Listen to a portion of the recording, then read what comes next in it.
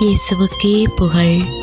இயேசுவில் பிரியமானவர்களே, இன்று நம் ஆண்டவர் லூக்கா 6ஆம் அதிகாரம் 45ஆம் வசனத்தினூடாக இவ்வாறு நம்மோடு பேசுகின்றார். உள்ளத்தின் நிறைவையே வாய் பேசும். எங்களுடைய உள்ளம் கடவுள் வாழும் இல்லமாகும். அப்படிப்பட்ட உள்ளம் தூய்மையானதாக இருக்க வேண்டும். கள்ளங்கபடமற்ற பேச்சு, தீங்கு நினைக்காத எண்ணம், இவையெல்லாம் நல்ல உள்ளத்திலிருந்தே தோன்றும்.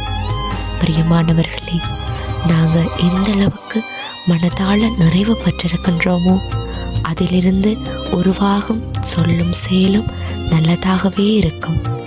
இன்று எங்களை நாங்களே ஆராய்ந்து பார்க்க வேண்டும்.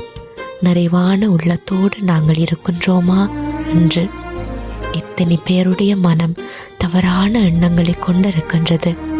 எதிர்மறையான எண்ணங்களை மட்டுமே எங்களுடைய உள்ளத்திலே விதைத்து வைத்திருக்கின்றோம்.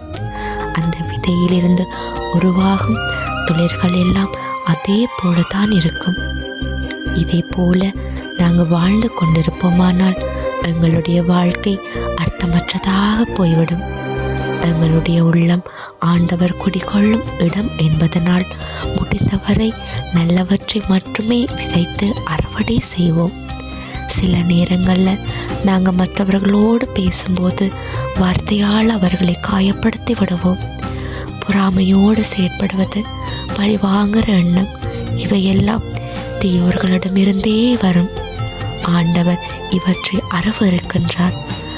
ஆண்டவர் நிறைவுள்ளவராய் இருப்பது போல நாங்களும் நிறைவுள்ளவர்களாக இருக்க வேண்டும். இதைத்தான் அவரும் நம்மிடமிருந்து எதிர்பார்க்கின்றார். எனவே பிரியமானவர்களே, உள்ளத்தின் நிறைவையே வாய் பேசும் என்பதற்கேற்ப நிறைவான உள்ளத்தோடு வாழ ஆண்டவரிடம் வரம் வேண்டுவோம். ஆமேன்.